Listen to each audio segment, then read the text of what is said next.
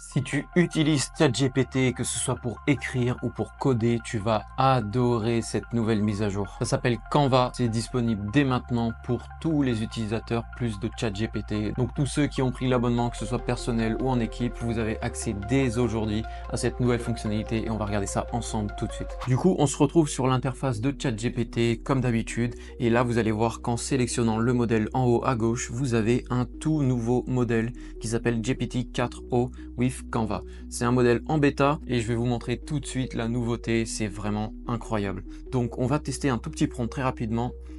Écris-moi un article de blog sur le marketing digital. Et là vous allez voir qu'il va se mettre en mode édition et ça va être super pratique car finalement on a une interface qui est optimisée pour la rédaction, que ce soit de la rédaction d'articles de blog, de livres, peu importe, ou de la rédaction de code.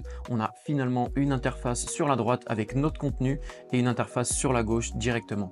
Et ce qui est top, je vais vous montrer très rapidement, c'est qu'on peut directement sélectionner les parties qu'on veut modifier et on peut directement demander à ChatGPT de modifier ça. Donc on a quelques petites options pour éditer, on peut le mettre en gras, on peut le mettre en titre 1 par exemple, et voilà, on peut directement modifier. Donc on a une combinaison entre le pouvoir de l'intelligence artificielle et un réel éditeur du type Word ou alors Google Doc. En plus de ça, on a plein de petits outils qui sont disponibles en bas à droite. J'ai fait vraiment le test de tous ces outils, c'est incroyable et je vais revenir là-dessus plus en détail juste après, mais avant ça, on va faire un petit tour sur l'article qu'ils ont sorti sur leur propre blog. Je vais vous mettre l'article dans la description si vous voulez jeter un œil vous-même et faisons un petit tour ensemble. Donc présentation de la toile, vous inquiétez pas, en fait c'est Introducing Canva. Canva ça veut dire toile en anglais.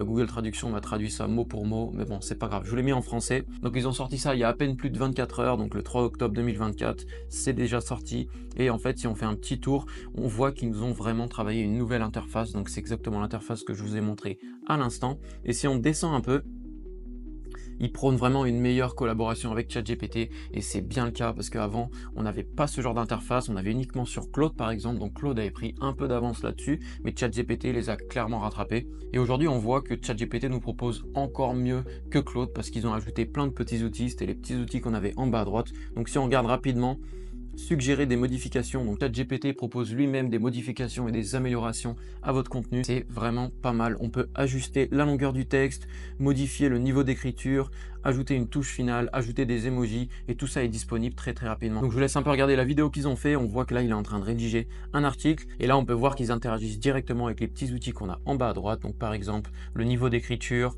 faire des touches finales, ajouter des emojis, etc. Donc là on voit qu'il fait une suggestion de modification et il peut directement appliquer cette suggestion s'il l'aime bien, donc c'est vraiment pas mal. Donc on va continuer un peu et au niveau du code, on a d'autres outils qui sont vraiment sympas, on peut revoir le code, donc vérifier qu'il n'y ait pas d'erreur, etc.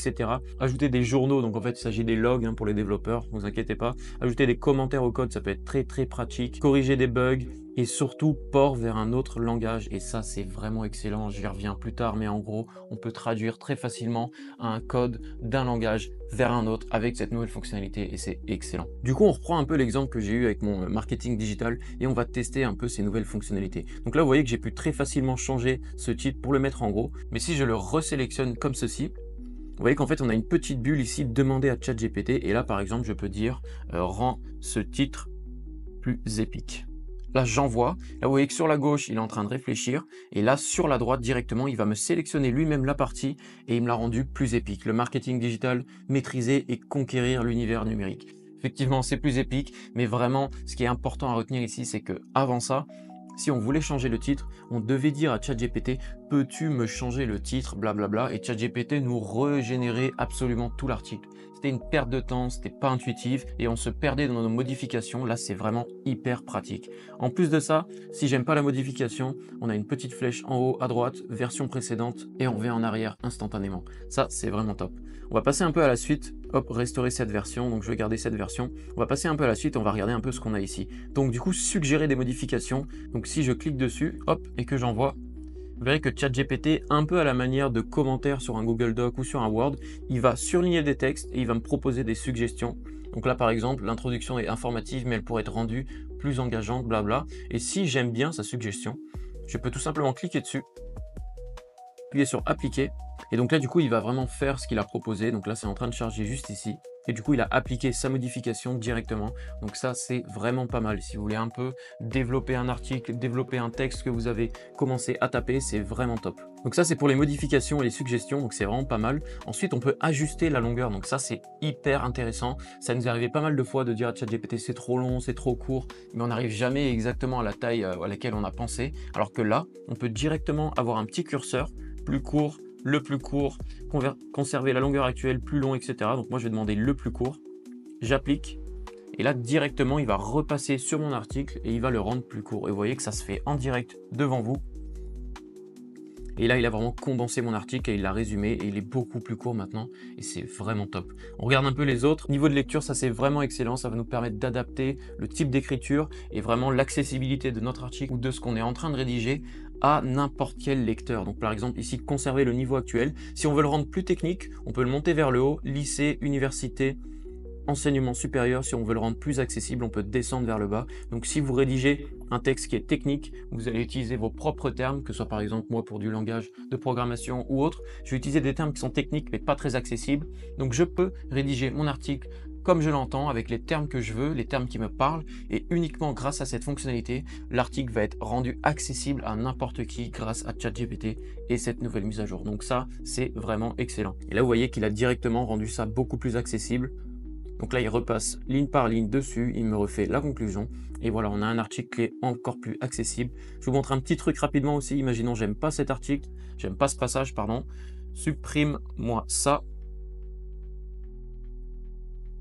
Et donc là, alors j'ai carrément oublié le U, mais il m'a compris. Et là, il va carrément m'enlever cette partie, tout simplement. Et c'est comme ça, en fait, qu'on a vraiment un éditeur de texte intégré à ChatGPT. Donc, c'est super puissant. Donc ça, c'est fait. Je repasse un peu sur les autres. Donc là, on a peaufiné. Donc là, par exemple, si on veut peaufiner une partie, donc l'améliorer, etc., on peut le faire. Et là, je vous montre, par exemple, si je sélectionne ça, je vais là-dessus, ajouter des emojis, hop.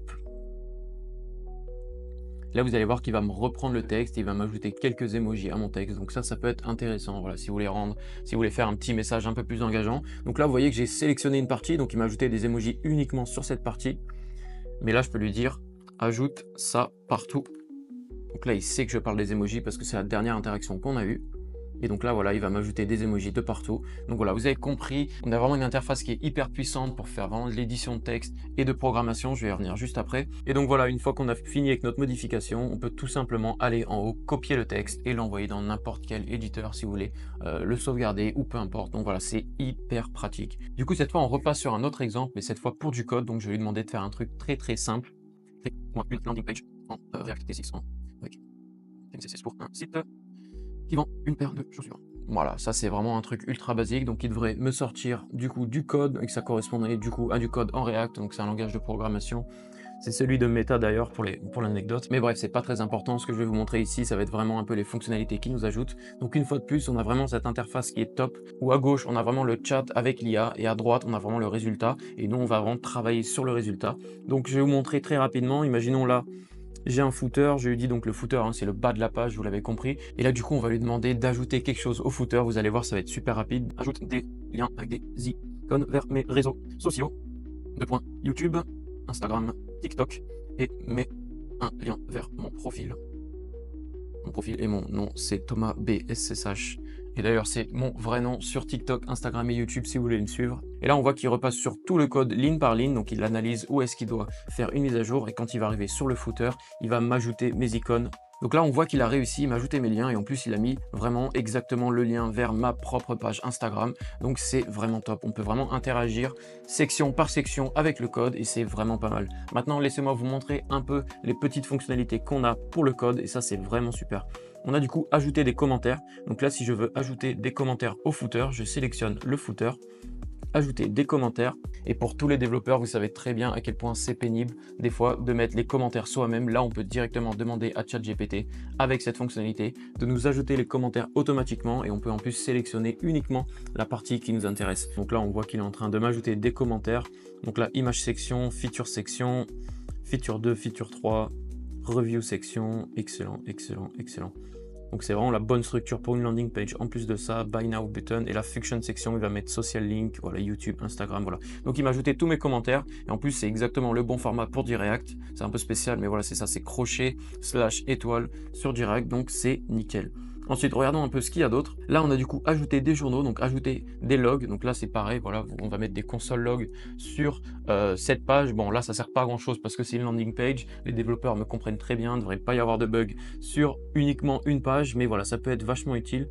Donc là, je vais stopper ça parce que l'exemple n'est pas excellent. Là, il y a corriger les bugs. Ça peut arriver qu'il y ait des bugs. Et en fait, on va demander à ChatGPT de relire son propre code, d'exécuter son code, de trouver des bugs et de les corriger. Là, une fois de plus, c'est une landing page. Il n'y aura pas de bug parce qu'il n'y a pas de fonctionnalité. C'est juste du contenu statique. Vous m'avez compris. Mais là, on va regarder du coup une fonctionnalité qui est excellente. C'est porter vers un langage. Et ça peut être vraiment, vraiment très pratique. Et pour ça, je vais prendre un autre exemple qu'une landing page. Je vais demander, écris-moi une fonction en JS qui fait un filtre d'un tableau de prénom et qui prend un string en entrée si le string est contenu dans le prénom, on l'enlève. Voilà, donc c'est vraiment une fonction ultra basique. Si vous êtes développeur, vous savez très bien que ça se fait en 3 secondes. Mais voilà, on demande à ChatGPT de le faire. Donc là, on a un tableau et il nous fait un filtre.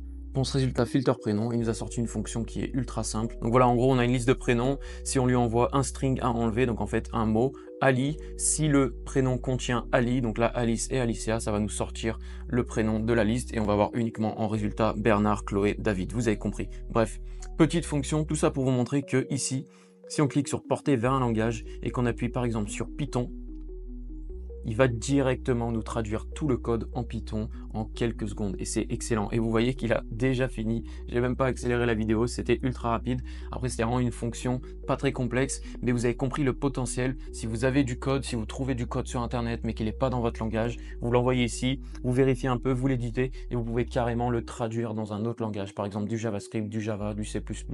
Peu importe. Bref, c'est ultra pratique. Moi, j'ai déjà utilisé cette fonctionnalité pour rédiger certains articles déjà de mon côté. Je vais sûrement l'utiliser pour du code. Je ne l'ai pas encore fait, j'ai pas eu l'occasion de le faire. Et voilà, je voulais faire cette vidéo pour vous montrer vraiment le potentiel de cette mise à jour. Donc, amusez-vous bien pour tous ceux qui y ont accès.